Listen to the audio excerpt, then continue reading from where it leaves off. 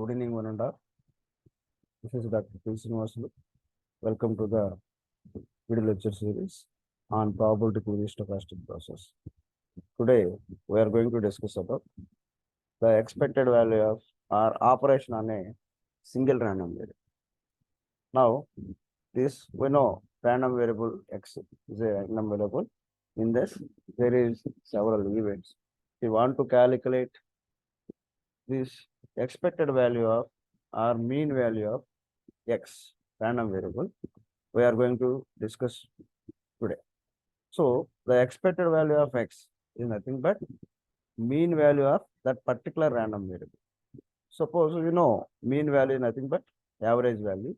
So we are going to be calculate here integral minus infinity to plus infinity. Whatever the up to what event we are going to be calculate that mean, we are going to write x into fx of x. We know fx of x is a density function of that particular random variable x into dx. So it is the simple mean value formula. The same formula, if you want to write in discrete random variable. So discrete means we have different in that random variable, we have different elements or we have different events. That elements or that events are going to be represented with x1, x2, x3 and so on xn. And similarly, their corresponding probabilities of x1 is probability of x1, x2 is probability of x2, x3 is probability of x3, and so on. xn is probability of x. Now, if you want to calculate mean value of this particular discrete random variable, expected value of x is equal to summation of sum m equal to 1 to n xm probability of x or sum I equal to 1 to n xi probability of xi. So this I and this n is depends upon the number of elements present in that discrete random variable. So it is about a simple formula of expected value of a single random. Now this concept, if we want to extend, we can also extend for n elements. Okay. Next, number of elements are increases. Now simply you see a simple problem on this. Find the expected value of uniformly distributed random variable. So uniformly distributed random variable means already this there is a standard density functions like Gaussian density function, exponential density function, uniform density function. So like that we have some standard density functions. He has asked that find out the expected value of uniform distributed function, uniform density function. So we know from the previous knowledge, the uniform density function fx of x is equal to 1 divided by b minus a within the limits a to b, a less than x, x less than b. Within these limits, the probability density function of that particular random variable is 1 divided by b minus. Now here a and b are constants and the corresponding based on a and b, that amplitude is also different. Now, expected value of x, if you want to calculate expected value of x is equal to integral x into fx of x dx. So this x is a event and this fx of x is a density function. The given density function is a uniform density function. So you can substitute this 1 by b minus a in the limits a to b. So x into x by b minus a with respect to dx. Now, if we integrate this one with respect to x, this p minus a anyway constant, you write outside. Integration of x dx is x square by 2. Now, if we substitute these limits, we are going to get a plus b by 2. So, expected value of this particular uniform density function is average. This is nothing but average value. It is equal to a plus b by 2. Next, instead of a single random variable, you can write this expected value of a function of a random variable. Function means it is going to be depends upon some other variable. F of t is equal to some cos omega naught. So the f of t is a function. It is going to depends upon the nature of the cause for different values of t. Similarly, this expected value of a function of a random variable is expected value of g of x. So instead of x, instead of x, we are going to write here g of x. So this expected value of g of x is equal to integral minus infinity to infinity g of x into fx of x into dx. So it is a continuous random variable. Now, if you want to write the same function into discrete random variable, instead of integration, we are going to get the summation, and then this g of x as it is, right? Instead of uh, probability density function, we are going to write probability of occurrence of that particular event. So it is about expected value of a function. Now, next, if you see the properties of this expectation, expected value of x is equal to x into fx of x into dx.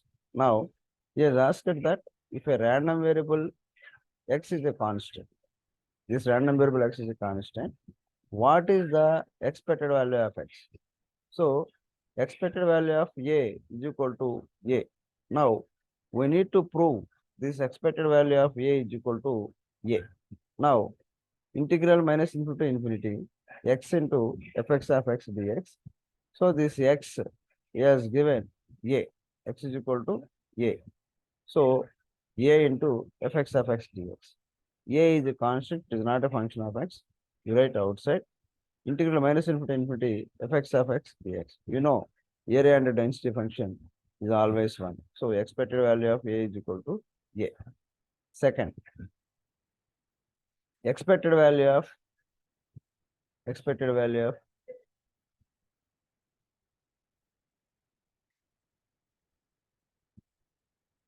expected value a into x. So, it is nothing but a into expected value. Now, you see, expected value of ax instead of x, we have now ax. So, wherever we have ax, it is going to write ax. So, anyway, a is a constant. So, area under density function, it is nothing but expected value of x. So, a into expected value of x. Similarly, we consider expected value of ax plus b. So it is equal to a into expected value of x plus b. So instead of x, there is a ax plus b. So just if you apply this integration, and then you can see we are going to get expected value of x plus b. So these are some properties. Now you go through the remaining properties. You see a simple problem. This problem is important. Most of the time, you may expect a question from this problem